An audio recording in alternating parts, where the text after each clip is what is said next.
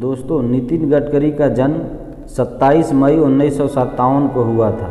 दोस्तों, नितिन गडकरी एक भारतीय राजनीतिज्ञ हैं तथा इस समय फिलहाल भारत सरकार में एक सड़क परिवहन मंत्री और राज्य मार्ग और जहाजरानी, जल संसाधन, नदी विकास और गंगा संरक्षण मंत्री भी हैं। दोस्तों, इससे पहले 2010 से 2013 तक वे भारतीय जनता पार्टी यानी भाजपा के राष्ट्रीय अध्यक्ष भी रहे हैं। दोस्तों, 52 वर्ष की आयु में भारतीय जनता पार्टी के अध्यक्ष बनने वाले इस पार्टी के सबसे कम उम्र के अध्यक्ष थे। दोस्तों, उनका जन्म महाराष्ट्र के नागपुर जिले में एक ब्राह्मण परिवार में हुआ था और वह कॉमर्स में अपना स्नातक किए हुए हैं और इसके अलावा उन्होंने कानून तथा बिजनेस मैनेजमेंट की पढ़ाई भी की है। दोस्तों, और वो भारत के एक उद्योगपति भी हैं। नमस्कार, प्रणाम, आप सभी देख रहे हैं स्टोरी वॉइस और मैं हूं चंदन। दोस्तों, नितिन गडकरी एक सफल उद्योगपति हैं और वह एक बायोडीजल पंप और एक चीनी मिल भी हैं। दोस्तों, 1,20,000 लीटर क्षमता वाले एथनॉल ब्लेंडिंग संयंत्र और 26 मेगावाट की क्षमता वाले बिजली संयंत्र, सोयाबीन संयंत्र और को जनरेशन ऊर्जा संयंत्र से जुड़े हैं। दोस्तों, नितिन गडकरी ने 1976 में नागपुर विश्वविद्यालय में भाजपा का छात्र शाखा अखिल भारतीय विद्यार्थी परिषद से अपने राजनीतिक जीवन की शुरुआत की थी। दोस्तों, और ठीक उसके बाद में वह 23 साल की उम्र में भारतीय जनता युवा मोर्चा के अध्यक्ष बने और अपने ऊर्जावान व्यक्तित्व और सबको साथ लेकर चलने की बखूबी की वजह से वे सदा अपने वरिष्ठ नेताओं के प्रिय बने रहे। दोस्तों, 1995 में वो महाराष्ट्र में शिवसेना भारतीय जनता मंत्री की गठबंधन सरकार में लोक निर्माण मंत्री बनाए गए और 4 साल तक मंत्री पद पे रहे। दोस्तों, मंत्री के रूप में वे अपने अच्छे कामों के कारण प्रशंसा में रहे। दोस्तों, 1989 में वे पहली बार विधान परिषद के लिए चुने गए थे और पिछले 20 वर्षों से विधान परिषद के सदस्य हैं और दोस्तों आखिरी बार 2008 में विधान परिषद के लिए चुने गए थे। दोस्तों, वे महाराष्ट्र विधान परिषद में विपक्ष के नेता भी रहे हैं। दोस्तों, उन्होंने अपनी पहचान जमीन से जुड़े एक कार्यकर्ता के तौर पर बनाई है और आज वे एक राजनेता के साथ साथ एक कृषक और एक उद्योगपति भी हैं। दोस्तों, नितिन गडकरी का इनकम सोर्स की अगर बात करें तो उसमें बिजनेस, खेती और उनको मिलने वाली सैलरी भी आती है।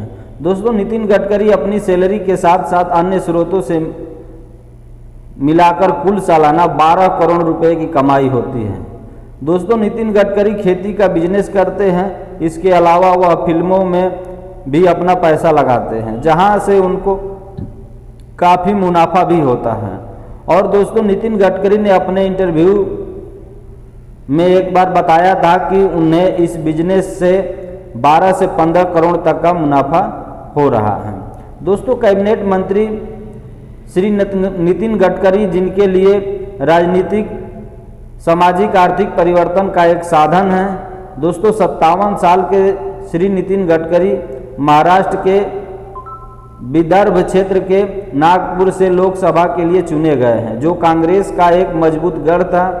दोस्तों, जिस जगह पे जिसने 7 बार के विजेता विलास मुत्तेमवार को लगभग 3 लाख मतों के अंतर से हराया था और उनके गतिशील पर्यवेक्षण और समक्ष मार्गदर्शन के तहत भाजपा शिवसेना के गठबंधन ने महाराष्ट्र में 48 में से 42 सीटें जीती, जिसमें आज़ादी के बाद पहली बार विदर्भ क्षेत्र की सभी 10 सीटें शामिल थी। दोस्तों, वहीं जून 1975 में इंदिरा गांधी द्वारा आपातकाल लागू करना उनके जीवन का एक बहुत महत्वपूर्ण मोड़ था। दोस्तों, और उन्होंने कानून का अभ्यास करने के बजाय देश की सेवा के लिए अपना जीवन समर्पित करने का फैसला किया।